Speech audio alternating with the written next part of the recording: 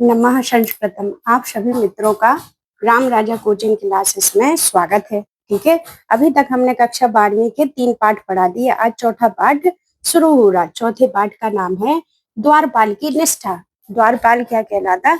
जो अपने दरवाजे पर खड़ा रहता वही द्वारपाल कहलाता है। ठीक है, तो जो पाठ लिया गया है वो शिवराज विजयम से लिया गया। कहाँ से लिया गया? शिवराज विजयम। ठीक है, इसके लेखक हैं अंबिका दत्त व्यास। यह प्रथम उपन्यास है। क्या है? अपना प्रथम उपन्यास। और इसके जो लेखक हैं वो हैं अंबिका दत्त व्यास। इसमें क्या है कि जो शिवाजी का द्वारपाल है उसकी परीक्षा ली गई है। वो परीक्षा में अपनी खड़ी उतरता है। ठीक है, अब जो शिवराज विजयम है उसमें 12 निश्वास है। क्या है? इसमें शिवाजी की वीरता के बारे में बताया गया है कि शिवाजी ने किस प्रकार अपनी वीरता दिखाई। जो अंग्रेज शासक थे उन्होंने कई प्रकार के प्रलोभन दिए शिवाजी को कि आप हमारी तरफ आ जाइए, हम आपको ये कर देंगे वो कर देंगे। लेकिन उन्होंने यही कहा था कि या तो हम विजय प्राप्त करेंगे या हम अपने शरीर को त्याग देंगे। और इन्होंने जो अंग्रेज शासन था उन्होंने अनेक परिश्रम किए लेकिन शिवाजी को हाथ में नहीं पकड़ पाए। जो यह द्वारपाल की निष्ठा द्वावारिकश निष्ठा, द्वारपाल की निष्ठा प्रस्तुत पाठ शिवराज विजय नामक संस्कृत भाषा के पृथक उपन्यास से लिया गया है। इसके लेखक पंडित अंबिका दत्त व्यास हैं। ठीक है, व्यास जी का जन्म उस समय हुआ जब भारत पराधीनता की बेड़ियों में जकड़ा हुआ था। सन 1857 का स्वतंत्रता संग्राम असफल हो चुका, जनता निराश हो चुकी, अंग्रेजों के अत्याचार बढ़ते जा रहे थे।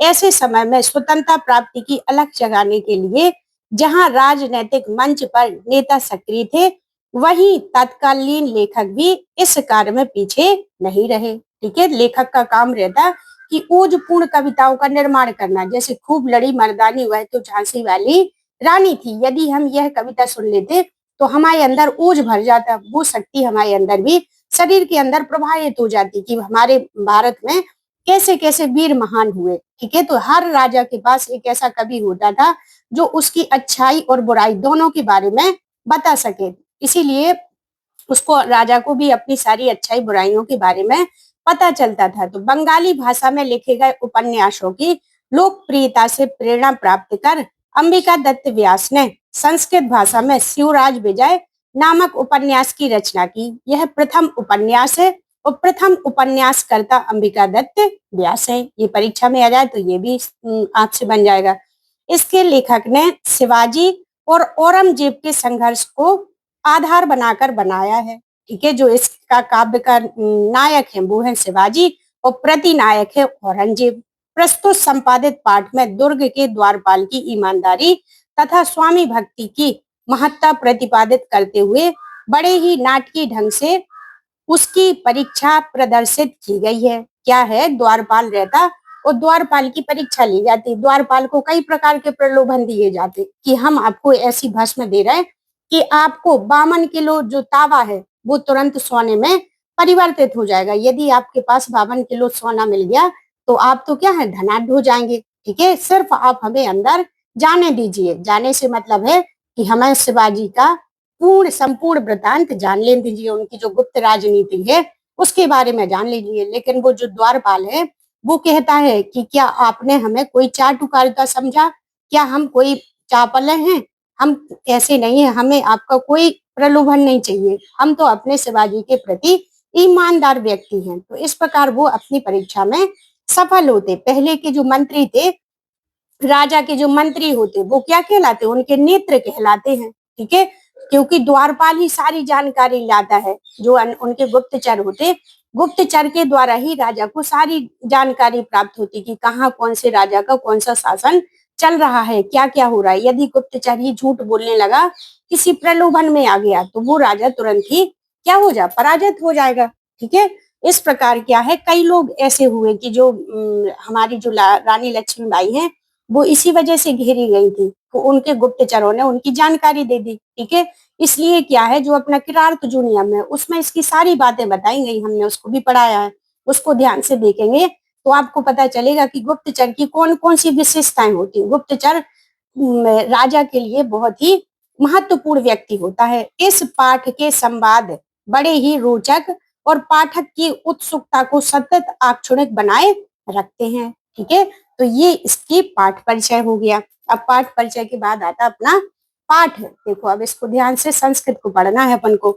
संव्रते कश्चित अंधकारे भुसुंडी स्कंदे निदाय निपुणम निरीक्षमाणः आगतः प्रत्यागतम च विदधानः प्रताप दुर्ग द्वार द्वारिकः कश्य अपि पादेप पक्ष ध्वनि युव आश्रुसीति।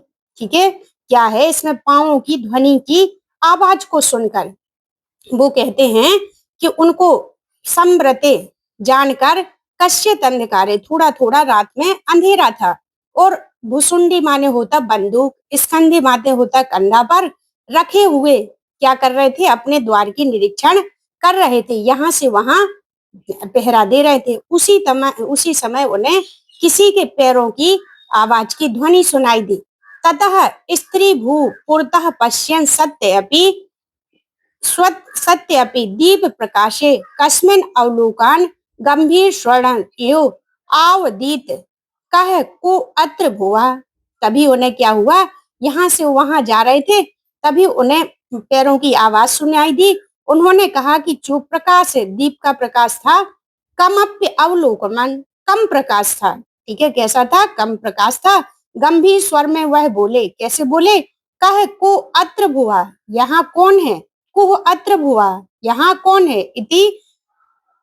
इति अथ क्षण अंतरम पुनः सा यो पाद ध्वनि आश्रितम भुआ सापेक्ष अवोचयत सा एस मम अनु उत्तरम मुमूर्ष समायुतम बहितः।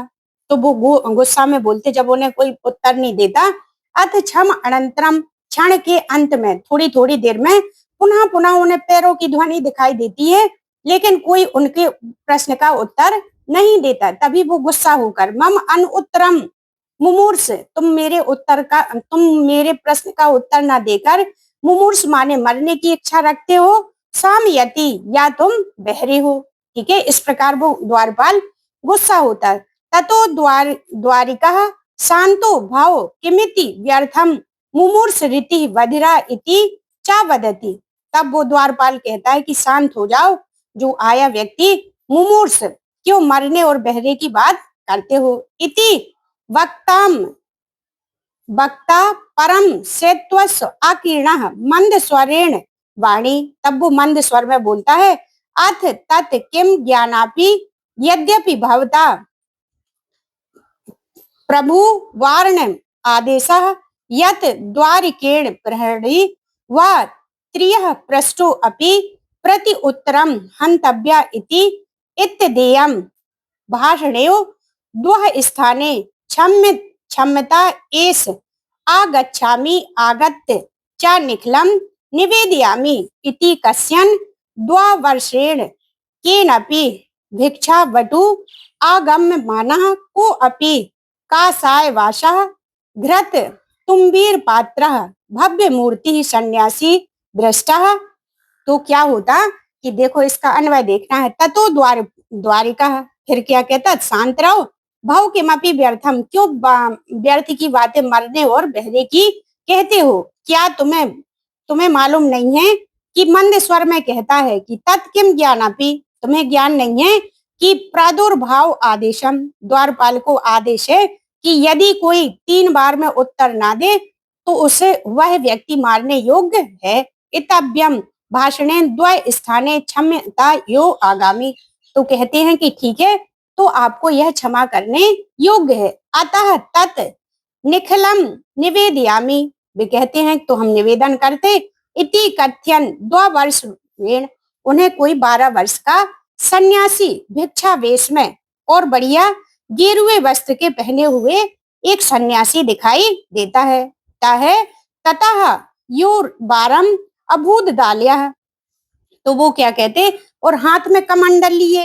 ठीक है, इस प्रकार बातचीत होती है। तो देखो इसका अन्वय देख लो। संव्रतम माने होने पर, कश्यत अंधकारे माने कुछ अंधेरे में, भुसुंडी माने बंदूक को, स्कंधे माने कंधे पर, निदाय माने रखकर, निपुणम माने भली भांति, निरीक्ष माणह माने देखता हुआ, विद धाना माने ठीक से समझते हुए। ठीक है। प्रताप दुर्ग द्वार वाकह, प्रताप किले का द्वारपाल, कश्यापी माने किसी के, पादेप छिप ध्वनि आश्रुता, पैर रखने की आवाज सुनी, सत्यपि माने होने पर भी, कमप्य अवलोकयान किसी को ना देखते हुए, आवदीत माने बोला, को अत्र माने कौन है, भूह माने फिर, साक्षेप अवचेत डांटते हुए बोला, मम अनु उत्तरम मेरे प्रश्न का उत्तर क्यों नहीं दे रहे, मुमूर्षा माने मरने की इच्छा, सामयति माने चला जा रहा है, वाक्ता वारम बोलने पर, आपस्यो माने ना देखते हुए, अकीर्ण माने सुनाई दी, मंद स्वरेण माने गंभीरता पूर्ण, ऊज युक्त वाणी ज्ञानापि माने पहचानने में नहीं आया, प्रभु वार्यवाणम राजाओं और स्वामियों का, त्रिप्रष्टो अपि 3 बार पूछने पर, प्रति उत्तरम जवाब ना देने वाला, निखिलम माने सब कुछ, निवेदयामी माने बताता हूँ, भिक्षा वटु आगम्य ब्रह्मचारी भिक्षुक के द्वारा अनुसरण किया जाता है, कसाय वासा है, भगवा वस्त्रधारी, धृत तुम्बी पात्र कमंडल लिए हुए, अभूत दा लापा बातचीत करते हुए। तो यह इस पाठ का, इस पैराग्राफ का अन्वय हो गया। ठीक है। तो हमें आशा है कि आपको ये क्या है समझ में पैराग्राफ आया होगा। ठीक है। हमने आपको अर्थ तो बता ही दिया, एक बार और सुन लीजिए। थोड़ा अंधेरा होने पर अपने कंधे पर बंदूक रखकर भली भांति जांच पड़ताल करता हुआ, आने जाने वालों को जानते समझते हुए, प्रताप दुर्ग के द्वारपाल ने किसी के पैरों की आवाज सुनी, तब खड़े होकर सामने देखते हुए, दीपक का उजाला होते हुए पे भी किसी को ना देखता हुआ, भारी आवाज में बोला, कौन है कौन है। कुछ देर बाद फिर से पैरों की वही आवाज सुनकर फिर से डांटते हुए बोला, यह कौन है। मेरे सवाल का जवाब ना देता हुआ मरने का इच्छुक या बहरा व्यक्ति चला आ रहा है। तब द्वारपाल, शांत हो जाओ, क्यों बेकार की मरने का इच्छुक और बहरा बोल रहे हो। द्वारपाल ने बोला, बाले को ना देखते हुए अत्यंत धीमी और मीठी सुरीली आवाज में बोला, इसके पश्चात तो क्या तुम नहीं जानते कि हम बाले को ना देखते हुए अत्यंत धीमी और मीठी आवाज वाली सुनी, और इसके पश्चात क्या होता। महाराज का आदेश है कि महाराज संतरी के 3 बार पूछने पर जवाब ना देने वाले को मार दिया जाता है। ठीक है। द्वारपाल के ऐसा करने से माफ करो, मैं आ रहा हूँ, आकर सारी बात बता रहा हूँ। इस प्रकार कहता हुआ 12 वर्ष के ब्रह्मचारी भिक्षुक के द्वारा द्वारपाल ने किसी भगवा वस्त्रधारी हाथ में कमंडल लिए हुए अत्यंत सुंदर सन्यासी को देखा। तत्पश्चात उन दोनों सन्यासी और द्वारपालों के बीच इस प्रकार बातचीत होने लगी। क्या होने लगी, देखो अब बातचीत हम आपको सुनाते हैं। तो पहली बातचीत हुई, सन्यासी ने क्या कहा, कथ अस्मन् सन्यासनो अपि कठोर भाषणम स्त्रिस करोसि। द्वारपाल कहता है, क्यों हम सन्यासियों को कड़ी बातों से तिरस्कृत करते हो। तो द्वारपाल क्या कहता, भगवान सन्यासी तुरी आश्रम सेवितिम प्रणमन्ते, परंतु प्रभु आज्ञाम अनुज्ञाः निज परिचय देवो अव्याप्त कुरुष्यते।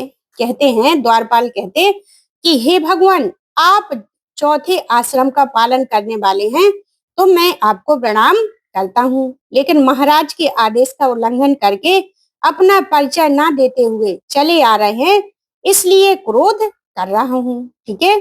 तो सन्यासी क्या कहते, सत्यम क्षमतो यम अपराधः परम सन्यासनो ब्रह्मचारिणः पंडितः स्त्रो बालस्य ना किमपि पृष्ठो। सन्यासी कहता है कि देखो, ब्रह्मचारी, पंडित और स्त्रियों को और बालकों को इनको जाने से नहीं रोकना चाहिए।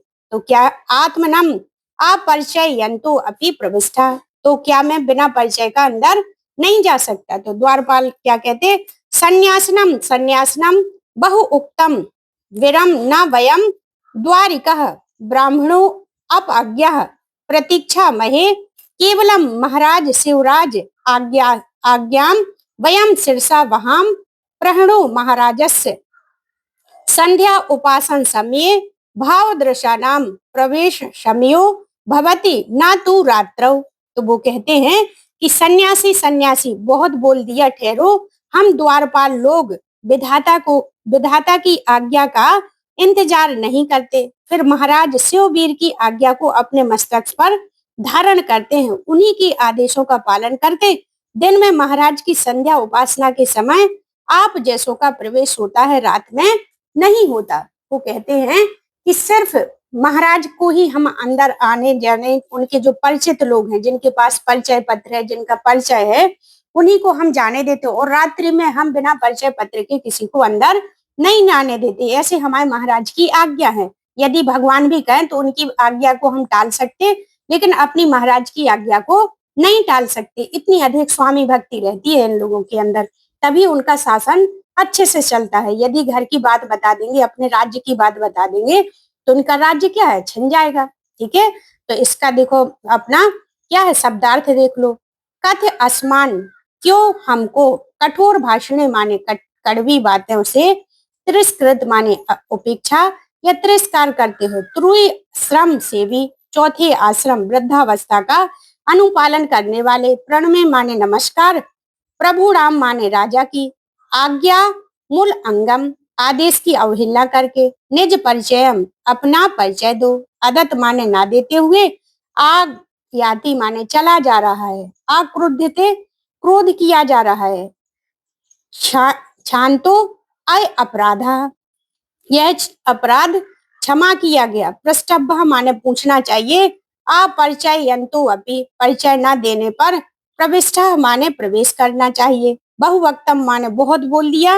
विराम माने ठहरो। ब्राह्मणो अपि माने विधाता का भी। आज्ञा माने आदेश। शिरसा वहाम माने सिर पर धारण करते हैं। प्रहणे माने प्रातः काल सुबह दिन। संध्या उपासन समय माने संध्या उपासना के समय। भाव दृशा नाम, आप जैसों को रात में। ठीक है, तो यह इसका हमने पहले आपको एक एक शब्द का अन्वय बता दिया, अर्थ बता दिया। आशा है कि आपको ये समझ में आ गया होगा। ठीक है, अब है अपना क्या है, अगला पैराग्राफ है। तो क्या होता, सन्यासी क्या बोलता,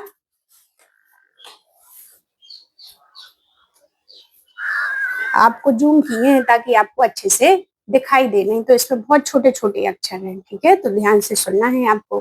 देखो इस अगला है, सन्यासी कहता है तत् किम को अपि ना प्रविश्यति रात्रो। तो क्या कोई भी रात में प्रवेश नहीं कर सकता। तो द्वारिका, द्वारपालक कहता है संक्षेपम, संक्षेप में। को अपि कथम ना प्रविशति, कौन कहता है कि कोई नहीं जा सकता। परिचित हुआ, जिसके पास परिचय पत्र है। प्राप्त परिचय पात्र व अहूता व प्रविशन्ति ना तू एक अपि क्षमागतः भावदृशम। या तो परिचय व्यक्ति है, जैसे उन हमारे राज्य में जिसे हम जानते उसे जाने देते, या जिसके पास परिचय पत्र है, राजा का परिचय पत्र दिखाओ तो हम आपको जाने देंगे। अहूता व प्रविशन्ति ना तू के अपि समागतम भावदृशः, आप जैसे लोगों को हम अंदर नहीं जाने देते। तो सन्यासी कहता द्वारिका इत आह्यायी किमपि करणे कथिष्यामि। तो सन्यासी कहते हैं, तो वो कहते, द्वारपाल कहते कोई भी प्रवेश क्यों नहीं करता। ठीक है, द्वारपाल यहाँ आओ, मैं तुम्हारे कान में कुछ कहूंगा। क्या कहते, द्वारिका इत आयायी किमपि करणे कथिष्यामि। वो कहते हैं कि आप यहाँ आओ, मैं आपके कान में कुछ कहता हूँ। तो द्वारपाल कहता तथा कृतो कथ्यताम। तो कहते हैं कि कहो, आप हम आपकी बात को सुनते हैं, आप बताइए क्या कह रहे। तो देखो सन्यासी कहता कि यदि त्वम माम प्रविशन्ति न प्रतिरुद्धे तदु नेव परिष्कृत पार भस्म तुभ्यम दधाम यथा त्वम गुंजा मात्रेणापि द्वापंचः। द्वापंचः माने द्वापंचः संख्यात संख्या कतुल परिमितम ताम्रम सुवर्णम विधातुम शक्नुवः। कहते हैं कि यदि तुम मुझे प्रवेश करने से नहीं रोकोगे, प्रति औंधे नहीं रोकोगे, तो मैं तुम्हें पुरस्कृत करूंगा। क्या दूंगा? तुभ्यम दधाम, मैं तुम्हें कुछ दूंगा। जैसे गुंज मात्र नापी, जैसे बिल्कुल छोटा सा भाग होता कोई, वो क्या करेगा? द्वापंच संख्यात आतुल परिमिति ताम्रम, वो 52 किलो ताम्र को स्वर्ण धातु में परिवर्तित कर सकता है। तो द्वारपाल क्या कहता? हाँ, कपट सन्यासिनम, तुम तो बहुत कपट सन्यासी निकले, पहने हो गेरुआ कलर के वस्त्र और कपटी पूर्ण बातें करते हो। कथम विश्वासघातम स्वामी वचनम ना शिक्षयसी, तुम हमारे साथ विश्वासघात मत करो और हमारे स्वामी भक्ति है उसे मत तोड़ो। ते के चा अन्य भवंति नीचा ते उत चलो भेन स्वामिनम बच्चितम आत्मनम अंधतम से पातयंती, तो वो कहते हैं कि आप हमारे साथ चलो, चलो हम राजा से आपको प्रताड़ित करते हैं। ना वयम शिवगढ़ स्थित संन्यासनो हस्तो धृत्वा इतस्तु सत्यम कथ कत्वस्त्वं कुत आयतः केन वा प्रविशतः, वो कहते हैं कि उसको डांटते हुए कहते कि तुम हमारी स्वामी भक्ति को नष्ट करना चाहते हो और हमें क्या है, हमें राजा के प्रति विद्रोह करना चाहते, चलो हम आज आपको राजा से पिटवाते हैं। तो वो क्या कहते? देखो, को अपि माने कोई भी, साक्षेपम माने डांटते हुए, परिचिता माने जानकर, प्राप्त परिचय पात्र पहचान पत्र प्राप्त कर लिया जिन्होंने, आहूता माने बुलाए गए, को अपि कह धन अपि होता है, जो कोई भी, आयाही माने आओ, करने माने कान में, कथिष्यामि माने कहूंगा, तथा कृत्वा वैसा करके, प्रतिरुद्धे रोको, आधुनेव इसी समय, परिष्कृत तार भस्म शुद्ध किए हुए पारे की भस्म, दधाम माने दूंगा, गुंज मात्र ने अपनी चुटकी भर से, द्वापंच संख्यात तुल अपरिमित 52 तोला, ताम्र माने तावे को, सुवर्णम माने सोना, विधातु माने सक्त्वः बना सकता हूँ, अहु माने अरे, विश्वासघातम विश्वास तोड़ना, स्वामी मंचनम माने राजा को धोखा देना, छिक से असी शिक्षा देते हो, के चा अन्य कोई दूसरे, उत चा प्रलोभन मुझे घूस को लालच बनाते हो, अंध मसे माने घने अंधेरे में, पातयंती माने गिरा देते हैं, शिवगढ़ माने शिवाजी के लोग, हस्तम धृत्वा हाथ पकड़कर, इत अस्तु अब तो सत्यम कथ सत्य बताओ, कथ्यस्तम तुम कौन हो, कुत आयतः कहाँ से आए हो, केन वा प्रेषितः किसके द्वारा भेजे गए हो। तो इस प्रकार उनको बताते हैं। अब क्या होता देखो, अब और मजा आएगा। ठीक है, सन्यासी कहते हैं, अहम तू त्वाम कस्यपि देशद्रोहिणो गूढ़चरम मन्ये, मैं तो तुम्हें कोई देशद्रोही जानता हूँ।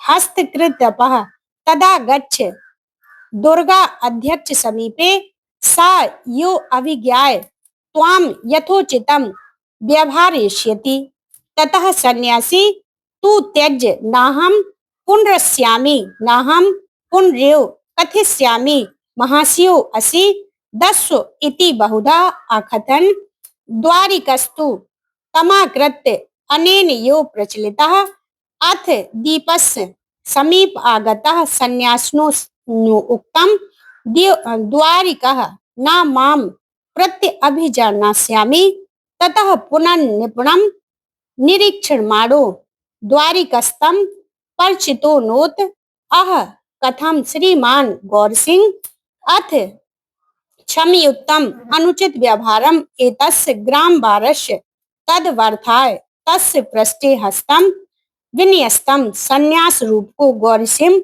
उवाच, द्वारिका मया दृढ़ं परीक्षितो अस्ति, यथा योग तद तदे नियुक्तम असि, त्वादृशः यो वस्तुतः पुरस्कृतं भाजनानि भवन्ति, द्वे लोकद्वयं च विजयन्ते। ठीक है, तो सन्यासी क्या कहता है कि अहम तू त्वाम कस्यापि देशद्रोहिणो गूढ़चरो मन्ये। ठीक है, इसमें इसको बताया गया है। इसका अन्वय देखते हैं। पहले हम देखो, आपको अन्वय बताएं, इसका अन्वय क्या है। तो अन्वय है, देशद्रोहिणा माने देशद्रोही, गूढ़चर्य माने गूढ़चर मन्य गुप्तचर मानता है, हस्तक्राता मन हाथ खींचकर, दुर्ग अध्यक्ष समीपे माने किले के प्रधान के पास, अभिज्ञा माने जानकर, आ आयास्यामी आऊंगा, पुनः फिर से दोबारा, महाशिव असी तुम महान आशय वाले हो, दयस्स माने दया करो, बहुधा माने अनेक बार, अनेनियो माने जाता हूँ, प्रत्य अभिजान्यासी तुम मुझे नहीं पहचानते, परिचोतनोत पहचान लियो। ठीक है, इस प्रकार वो क्या होता कि मैं तो आपके किसी देशद्रोही का गुप्तचर मानता हूँ, ऐसे कहते हैं सन्यासी। तो किले के प्रधान के पास चलो, वही पहचान कर तुम्हें साथ उचित व्यवहार करेंगे। यहाँ द्वारपाल है, सन्यासी नहीं है, यहाँ क्या है, द्वारपाल। तो फिर क्या होता है, इसके बाद सन्यासी ने, मुझे छोड़ दो, फिर मैं नहीं आऊंगा, मैं ऐसा फिर से नहीं कहूंगा, तुम महान हो, दया करो, ऐसा अनेक बार कहा, लेकिन द्वारपाल उसे खींचता हुआ चल दिया। द्वारपाल क्या है, उसे खींचता हुआ चल देता। क्या कहता, इसके बाद दीपक के पास जाकर सन्यासी बोला, महाराज द्वारपाल तुम मुझे नहीं पहचानते। फिर दोबारा द्वारपाल ने गौर से देखते हुए सन्यासी को पहचान लिया। क्या किया, अरे क्या आप श्रीमान गौर सिंह हैं? क्योंकि जो उजेला था दीपक का वो थोड़ी थोड़ी था, इसलिए वो देखकर नहीं पहचान पा रहे थे। जब उन्होंने गौर से देखा तो गौर सिंह को जान गए। अरे मुझ देहाती के इस गलत व्यवहार को माफ कर दीजिए। यह सुनकर सन्यासी के रूप में गौर सिंह ने उसकी पीठ पर हाथ फेरते हुए कहा, उसे गौरवान्वित किया, द्वारपाल मैंने तुम्हारी कड़ी परीक्षा ली, तुम निश्चय रूप से लायक पद पर नियुक्त किए गए हो। तुम जैसे लोगों ही वास्तव में पुरस्कार प्राप्त करने योग्य होते हैं और सर्वत्र विजय प्राप्त करते हैं। तो इस प्रकार हमने आपको ये द्वारपाल की जो निष्ठा है वो पाठ पढ़ाया है। आपको बढ़िया ध्यान से सुनना है इसको और अच्छे से समझना है, और इसको लाइक और शेयर और कमेंट करके जरूर बताना है कि आपको कैसा लगा। Thank you.